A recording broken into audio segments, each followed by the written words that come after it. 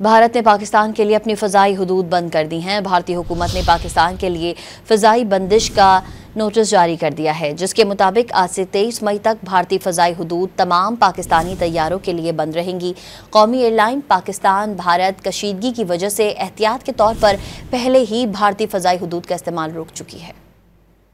भारत ने पाकिस्तान के लिए अपनी फ़ज़ाई हदूद बंद कर दी हैं। भारतीय हुकूमत ने पाकिस्तान के लिए फ़ज़ाई बंदिश का नोटिस जारी कर दिया है, जिसके मुताबिक आज से 23 मई तक भारतीय फ़ज़ाई हदूद तमाम पाकिस्तानी तैयारों के लिए बंद रहेंगी। कौमी एयरलाइन पाकिस्तान भारत कशीदगी की वजह से एहतियात के तौर पर पहले ही भारतीय फ़ज़ाई हदूद का इस्तेमाल रोक चुकी है। भारत ने पाकिस्तान के लिए अपनी फ़ज़ाई हदूद बंद कर दी हैं। भारतीय हुकूमत ने पाकिस्तान के लिए फ़ज़ाई बंदिश का नोटिस जारी कर दिया है, जिसके मुताबिक आज से 23 मई तक भारतीय फ़ज़ाई हदूद तमाम पाकिस्तानी तैयारों के लिए बंद रहेंगी।